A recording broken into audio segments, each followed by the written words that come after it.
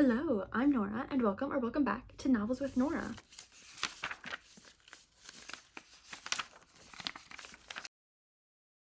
Today, I am participating in a trend. By the time that I'm actually getting around to participating, is it even actually trending anymore? Who knows? But today, I am doing the propaganda I am not falling for trend video, and this obviously being like a book channel, I will be doing bookish propaganda that I am not falling for. So I don't know if you've seen this trend around. You make a list of things that have become commonplace within the sphere that you're in that you do not think should be commonplace and that you think are kind of ridiculous and should be like pushed back against. So without further ado, I have a list of 12 propagandas that I will not be falling for. The first item on my list is the push that we are seeing for spice to be implemented into YA books. Yeah, hopefully this is something that will not actually ever come to fruition. However, because there is such a rise of the desire for and consumption of spice in adult books, and because like teens are reading these books, whether we want them to or not, or whether you think that they should or not, they are. And so publishers and authors are starting to think that maybe they should be putting spice into these YA books because it'll sell more, they're more marketable, whatever it may be. And the thing is, whether it goes for or against your morals, companies might be doing it because they can see how it would make them money. Because it's clearly doing so well in like the adult sphere, why not try and implement that into a whole new audience, which would mean like a whole new set of people that you can market towards and then make money off of. So I think that this is absolutely ridiculous. I mean, the whole genre is young adult. And while adult is in the title, they're not adults. They are children. Young adult books are published for youth age 12 to 18. So while the higher end of that, I can see maybe like dipping their toes into like a spicy book, 12 to like 17, 12 to 16, whatever, I don't think they need to be having that marketed towards them, especially because like if you're a parent and you're just wanting to like not give those books to your children for whatever reason, you would probably think that the YA section would be safe from that because these are books meant for children, for your children. And then you pick it up unknowingly thinking, well, it's a YA book, so there might be like heavier topics, but like shouldn't be anything too bad that like young adults can't handle. And then next thing you know, they're having sex on page. And there is just something about that is just so off-putting. And I feel like it's only there so that companies and like specifically publishers can like market towards a new audience and like make money off of them. It's not because they're like, we want to open them up to new things and like have them see sex in a way that's like different from how they'd be seeing it. No, they're not doing it for any like helpful reason. They're doing it because they want to get money from these kids, and that just makes me feel ill. Like something about that is just so icky. And then also the thought of like adults like writing sex scenes of children to then market it towards children, something about that just feels icky, and I don't think we should be doing that. Similarly, something I don't think we should be doing is separating art from the artist. This is like an age-old debate that we constantly have in the book sphere is, well, like the author is a bad person, but like the book is so good, so like I'll just separate it from them and like only read it from the library and only get it like secondhand, so I'm not giving any money to the artist. There are so many books out there, right? There are so unbelievably many books that you could be reading. Why do you feel the need to support a book and then support an author who is so unbelievably problematic? Harry Potter fans, I'm looking at you. Like, I don't understand. There's so many books out there. There's so many worlds that you can fall into, so many new characters for you to meet. Why are you only picking up books from problematic authors? Like, you can pick up a book from an author that you don't have to worry about separating from what they've created. And at the same time with that, I personally think that it is incredibly difficult to separate the art from the artist, because any piece of art, so in this case literature, that the authors are making, they're pouring themselves into it. So in a way, the book is like an extension of the author. So I don't see how you're doing that and why you would want to do that when there's just so many other things that you can be picking up and enjoying rather than needing to justify why you're reading what you're reading, right? Like, I just feel like, why are we doing that? There's so many more things that you could be reading, so many better ways to spend your time and your money, ways that you don't need to justify to other people. Like, I really don't understand why we're seeing this. And like, part of me wants to be like, I kind of get it for Harry Potter because, you know, it might have been such like a big part of your childhood, but then like enjoy it quietly. You know, like you don't need to be posting about it, because then by posting about it, you're pretty much just saying like, I think that my personal enjoyment of this series outweighs the harm that the author is doing and the harm that the series as itself is doing. So I just feel like it feels incredibly selfish, honestly, because like you can still read and enjoy those things, but like do it for yourself. And I feel like a lot of these things circle back to like being online in like a bookish space, because it's like people in their everyday lives are probably not having most of these debates and probably haven't even heard of a lot of these things, and like good for them. But because I exist in this space and I post in this space and consume content in this space, I feel like I'm just like very keyed in to what's like going on. And so the fact that people like have platforms and are still continuing to support these artists and being like, well, I'm separating the art from the artist, but are you? Because every time you even hold up one of those books, every time you post a video with those books on your shelves, you're platforming that author and therefore their voice and the things that they're using their voice to say. So I just feel like, again, there's so many other things that you could be reading that you don't need to justify. Why not pick up something new, something that's not problematic, right? Like, it's not that hard. And I think that's really something that like bothers me so much, is that it's just not that hard. Like, you might really love Harry Potter, just don't talk about it, right? Like, it's not that hard. So I just feel like you can still enjoy it, for sure. I'm not telling you just like stop enjoying something, but you don't need to be posting about it, you know? And I feel like this one is a very like controversial thing where some people are like, yes, do it. Some people are like, no, right? And like it goes both ways. But like for me personally, again, there are just so many books out there. Why are you writing so hard for something that like, one, the author doesn't know who you are, the author doesn't care to know who you are? Why are you writing so hard for that? I think that involves some more like deep self-reflection and thinking like, okay, well, why are you so attached to this that you think it matters more than people's lives? And that's where I'll leave that. Again, something that I feel like is really only an issue in like these online bookish spaces is the concept that audiobooks aren't real reading. And I feel like we have this debate like all of the time. It's like every month someone new is chiming in with being like, I don't think that audiobooks are real reading. And someone else is being like, guys. And at this just like pisses me off to no end, because at what point do you just sit back and think, okay, I've said my piece, I'm done. Like, you think what you want to think. Clearly, I'm not changing your mind. That's how I feel with this, because this is a debate that has been going on since before I even like became fully aware of the debate. It was just like constantly something that's always been happening and will probably continue to always happen, because there's always going to be someone who thinks that they have like the final thing to say, but it's never the final thing. Someone always has something more to say. And like, at what point do you just sit back and think like, okay, I've said what I need to say, I've made my point clear, let's move on? Because we are just constantly like doing this thing over and over. It's like this cycle of like, someone says something, so we bring the whole debate around again. And it's like, guys, audiobooks are real reading and we need to just leave it there. Like, it is what it is at this point. Like, the people who are so adamantly saying that audiobooks aren't real reading are just like ignorant and like are willful in that ignorance, because clearly like you're not going to change their mind. It's just, it is what it is, unfortunately. And like nothing you can say is going to make them change their mind, because there's only so many arguments you can make, and they've probably seen those arguments before. But we keep having these same debates over and over with no outcome, no real like end or definitive demarcation of like, yes, we have a winner here, because that's just not how it works. People listen to audiobooks and they count that as reading. I don't understand. We are capable of understanding that people learn in different ways, and that like there's like auditory learners and like different kinds of learners, and we don't discredit any of them, but yet we do for reading. Why is that? Is it because you don't have like a physical token to show that you're reading? Does it come down to consumerism?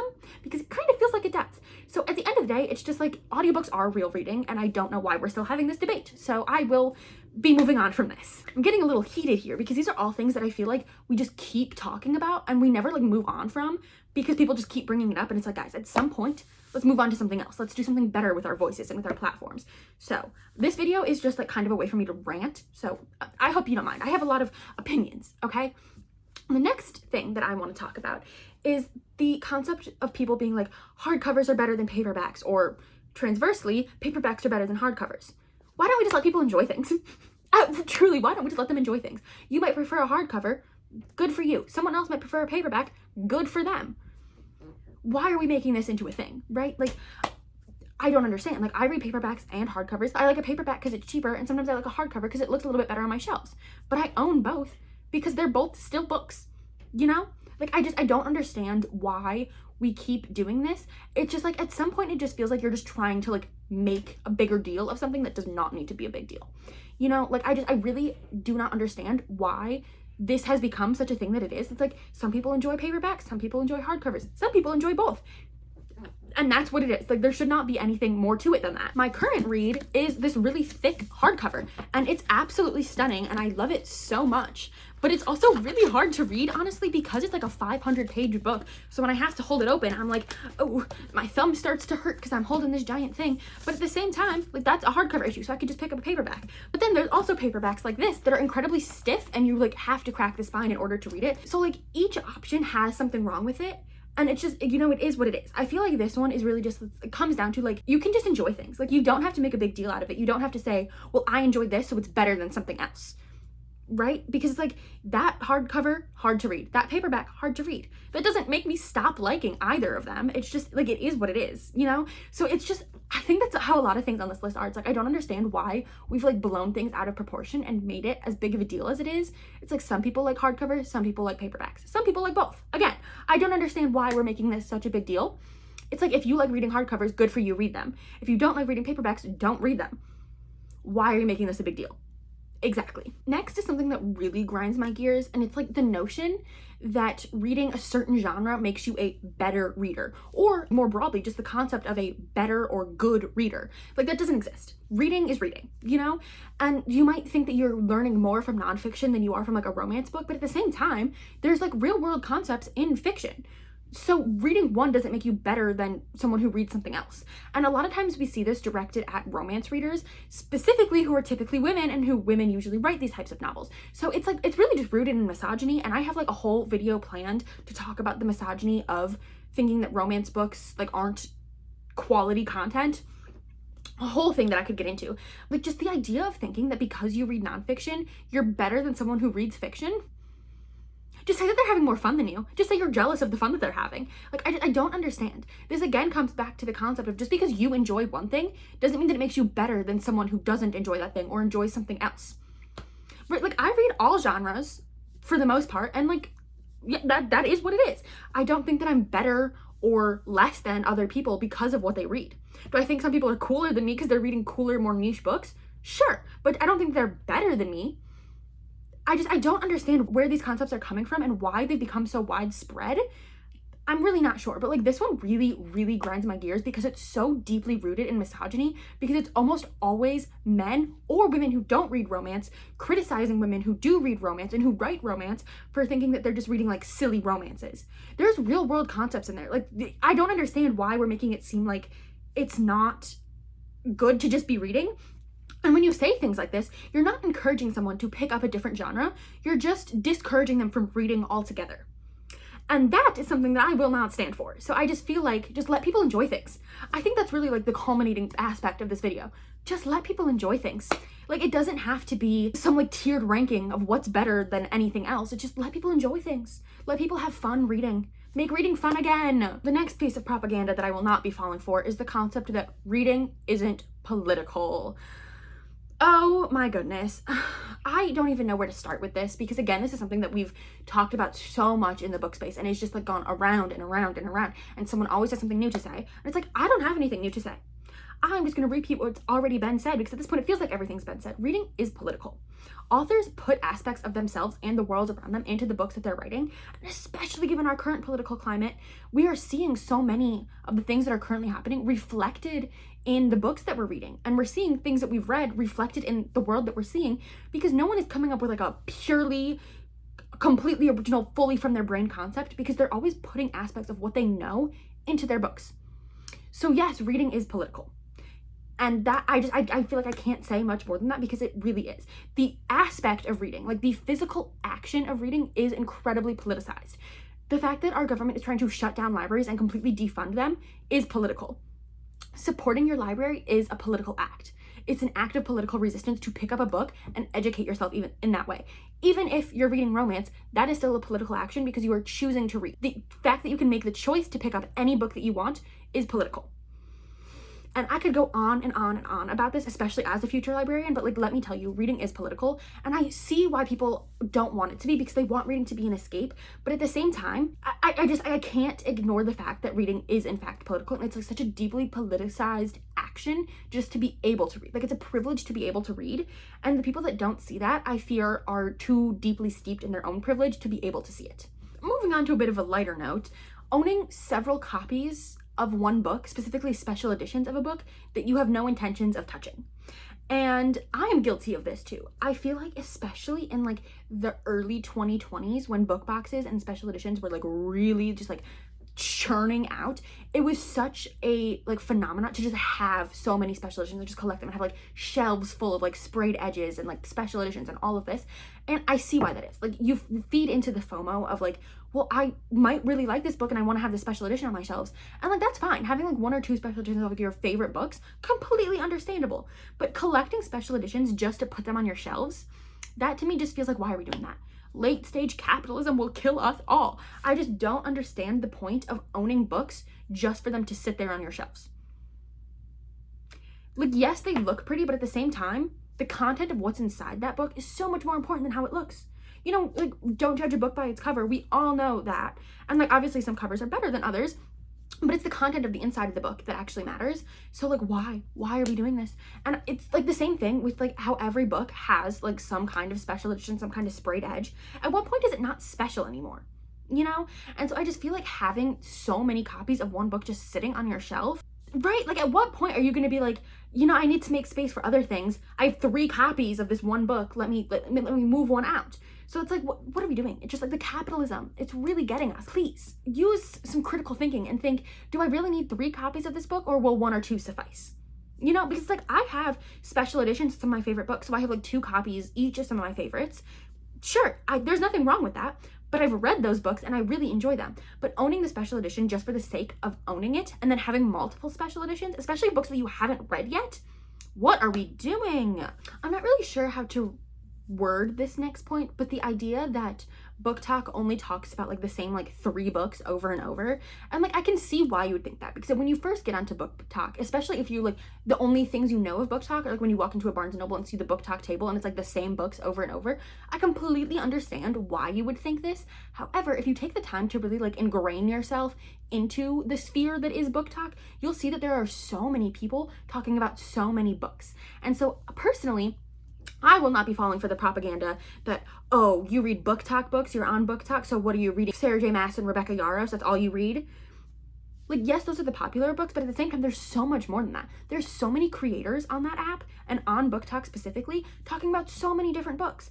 And if all you know of BookTok are those things, fine, but then you are not the one who should be talking about this. You know, because BookTok is such like a deeply diversified community of just so many wonderful people with so many wonderful book recommendations. If you actually spend some time scrolling through, you'll see that there's so many books being talked about, things that you've probably never heard of. You'll get some great book recommendations. You just have to give it a chance.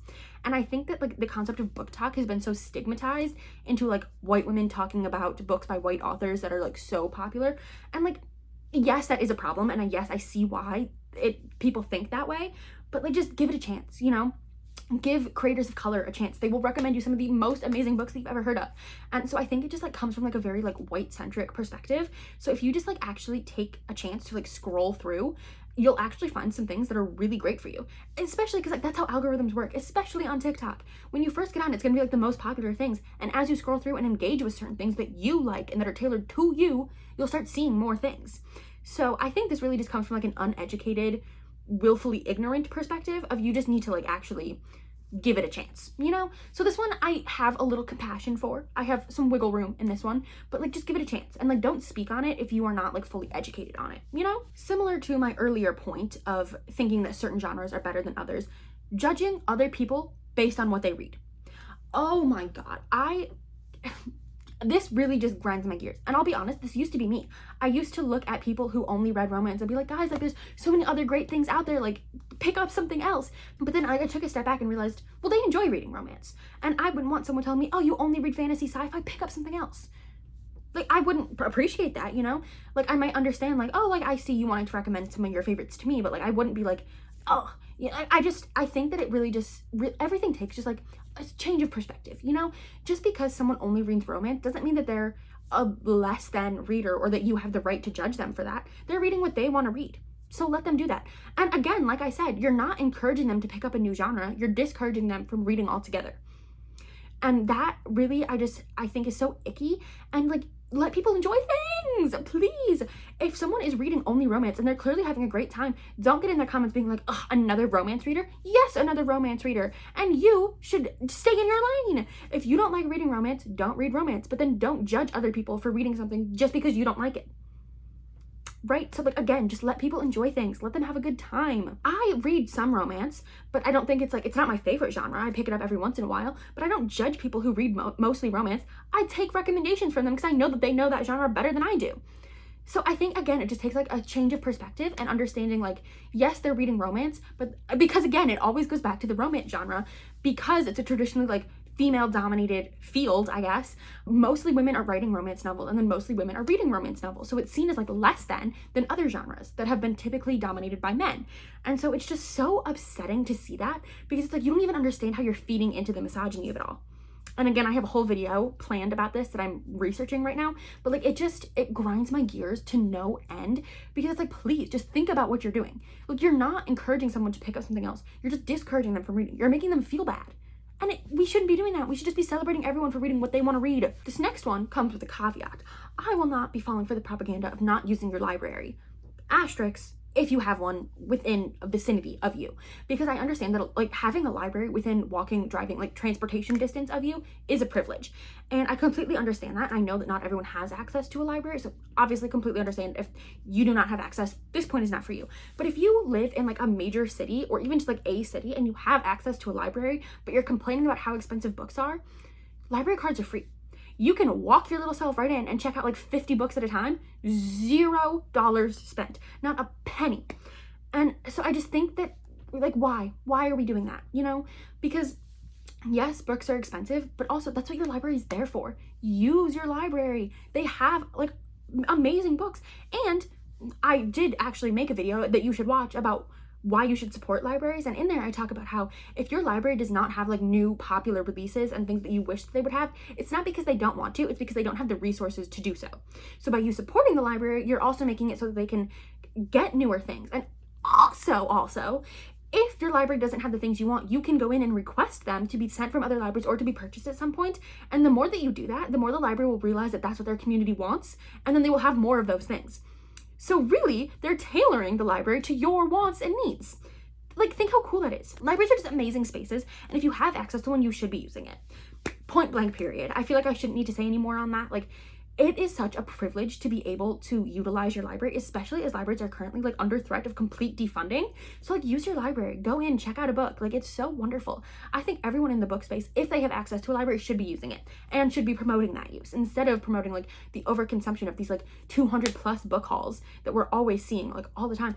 Let's bring back the like library book haul. I want to see what you're checking out this week. I want to see what you're returning, what you've read from the library. I want to see what the inside of your library looks like. Like, I love libraries, and I wish that everyone did as much as I do, because then we wouldn't be having as many of the problems that we're currently having with the defunding of libraries. The next piece of propaganda I will not be falling for is hating on people for leaving negative reviews of books. People are entitled to their opinions. I know sometimes it hurts to see a negative review of one of your favorite books, but like, that's their opinion. You know, it doesn't change your enjoyment of the book. It actually doesn't affect you at all. So now if someone leaves a review and they're like, hated it, and doesn't give any explanation, first of all, you're not entitled to an explanation, but would it be nice to like have someone say, I didn't like it because of these reasons? Yes, for sure. But also, they are entitled to leave that review, you know, like, it is what it is. Now, if people who like build their accounts up on like posting book reviews and then leave a negative review that just like didn't like it, could you tell us why, maybe, like what's going on there? But that's a little bit different. But just hating on someone for leaving a negative review, especially of a book that you enjoy, again, them not liking it doesn't take away from your personal enjoyment of the book, right? So it's like, let them leave the negative review, but then you just get louder in your enjoyment of that book. I think that that's a perfect solution, because I really don't see the point. Like, not every book is for everyone. Oh my God. And this leads into another point that I completely forgot to write down, but that I also want to talk about is like, when people make recommendations, they're like, one book that I think everyone should read because everyone's going to love. No, because not everyone is going to love every book, because not every book is for every reader, and that is okay. That's why there's so many books. It's so wonderful. There's so many books out there. You can go find something that's perfect for you. You don't have to read the same book that everyone's loving, because chances are you might not like it, because not everyone is going to love every book. And that's okay, which is also why it's okay to have someone leave a negative review of a book. because not everyone's going to like everything, and that's how life works. We are not entitled to people's feelings, especially like if they didn't like it, they didn't like it. That's fine. You move on because it does not involve you. I don't understand why people hate on people for leaving negative reviews. Oh, I do understand it. I just think that it's kind of silly. And like I said, it's a little bit different when people have like built their accounts up on being book reviewers, and then if they leave a negative review with like no explanation, then it's like a little bit different. But at the same time, like the base of the point of them not enjoying it still stands. Like they're still allowed to not enjoy a book, you know, like that's how it works. We don't all like the same things, and that's okay. It would be really, really awful if we all did. So just like let people leave negative reviews, and you just then get louder in your enjoyment of that thing to overshadow the negativity. Like it's really that simple. We have made it to my final point. The final piece of propaganda I will not be falling for is paperbacks coming out like a year after the hardcover release. Especially in the US, this is like almost like a US exclusive thing, because I know in Europe, the paperback comes out first, and then if it performs well, then they do a hardcover release. Why are we doing it the opposite? Actually, I know why we're doing it the opposite way, because then the bookseller and the publisher makes more money because hardcovers cost more to produce, which like I understand then having to like price them higher, but at the same time, books would be so much more accessible if they were first released in paperback, because then they'd be so much more accessible to more people because they're cheaper. Still expensive, yes, but cheaper than a hardcover. So by putting them out in hardcover first, you're like alienating like a whole bunch of audience that you could have. And capitalism is why they're doing this, so that the publisher and like the book producer and then the bookseller end up making more money. But at the same time, then they're losing out on like quite a big amount of readership because they just can't afford that book, which is why you should be using your library, but that's besides this point. But I just feel like if we released paperbacks first and then a hardcover, because if you knew a hardcover release was coming, then you could just wait for it if you want it and read it from your library first and then get the hardcover when it comes out. But people who like only read paperbacks for any reason, whether they just think it's better or not, they are now having to wait like a year to be able to even get their hands on the book. And that is just so upsetting. Also, oh my God, another point on here, books only coming out in certain countries, devastating. Like I completely understand this one, but it's just so upsetting. Like one of my favorite trilogies is the Twin Crowns trilogy, and they're having companion novels come out, and one came out in April, I think, Captain of Fates, but it only came out in the UK. So I cannot read it. Like I can't get it from my library. I can't get it through like Barnes & Noble. I can't even get it through Amazon because it only was published in the UK. So I can't get my hands on it unless I purchase it from overseas, which is just quite expensive. So like just let me have it, especially because the original trilogy was published in the US. Why are we gatekeeping? Let me have it. Anyway, I do think that paperbacks should be published first, if not in tandem with hardcovers, especially in like children's publishing, because paperbacks are so much more accessible for parents, especially buying books for their kids, because you like grow out of those books a lot faster. Now, some people still like hold on to their like middle grade novels because they absolutely love them. Like I do the same thing, but like you move through them a little bit. Like it's like clothes and shoes. You don't want to buy super expensive shoes for a baby because they're going to grow out of it really fast, which is why I think that only publishing hardcover, especially for like middle grade, is just so pointless, because like those books are just not going to last in a household as long, because the kids are going to get older and they're not going to want to read the like chapter books that they had before. They might keep them for like sentimentality reasons, but like that might be it. Having it be cheaper as a paperback just makes it more accessible so that we can have like younger generations reading. So there's a lot of reasons why I think paperback should come out first, or at least at the same time as a hardcover. I think you should have an option. I think at the end of the day, everyone should have choices. Yeah. And they should be able to enjoy the things that they like without being hated upon. But those are all the pieces of bookish propaganda that I will not be falling for. If there's anything here that you agree with, disagree with, anything that you would add to this list, I would love to hear it in the comments. Otherwise, I've been ranting for almost 30 minutes now, so I'm going to leave you here. I hope you enjoyed this video, and if you do, I hope you like, comment, subscribe, and I hope to see you in another video soon. Bye!